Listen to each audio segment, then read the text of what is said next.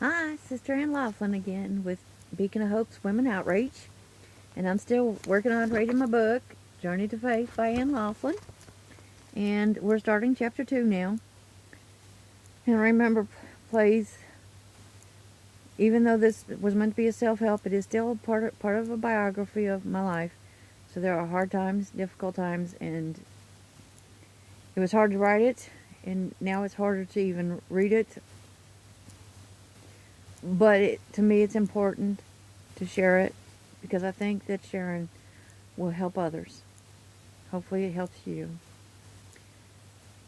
And again, I have 5 minutes and just introductory, use almost one whole minute. I'll do my best to keep getting this, and I have no clue how many videos I'm going to put out just by trying to read this book, but I will get this book finished being read. And remember, I am doing my edits while I'm reading this to you because it was published before it was actually done because we thought I was dying. But then my existence proves that faith makes us stronger. Oh, and don't forget, low vision, and I'm without glasses, so I'm doing my best. It's a good thing that this book is a little bit larger print so I can work with it. Chapter 2, Anyone Can Be an Abuser. Then it happened. While Pat and I were at the lake, alone swimming, a drunken friend of my father's come to visit us. Pat went to do something, and when she came back, the man was trying to rape me. She tried to pull the man off me, but when she realized that she could not do it,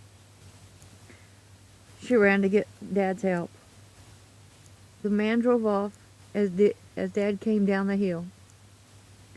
Dad carried me up the hill back to the house from the lake. I was upset, but felt safe with my father close by. Later that day, while standing on the upstairs porch, looking out over the woods across the street, Dad was sitting in his favorite chair alone. I came out wearing a dress, a clean dress, and underclothing. I had thrown away the swimsuit because I felt it was dirty. Dad said, "Come here, I want to talk with you." As always, I obeyed him. Dad asked, "What did he do to you? Did he touch you like this?" That's when Dad put his hands on my breast. "No, Daddy." "Did he put his fingers inside you like this?" This is when my father put his fingers between my legs.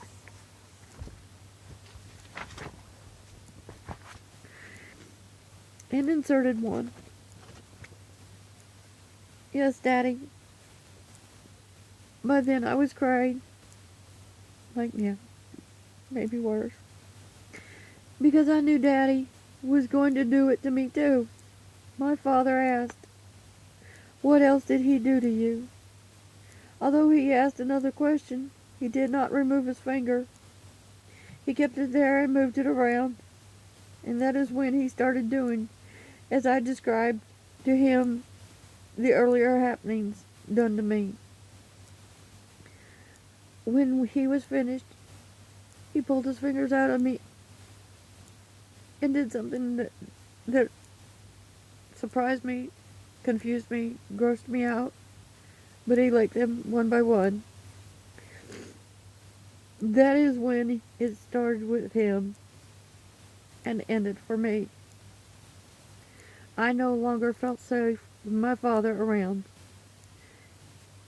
That's when I realized that anyone can abuse you. Your family can be the enemy. And I'm sorry, I still have to check the time because I only have 5 minutes at a time. It gives me time to take a break before I go to the next chapter anyway. Please don't cry when I read, because remember this. This happened when I was a child. Some of this. I'm still here.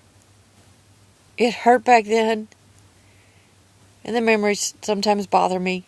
But the reality is I'm not a victim anymore, because I chose not to be one.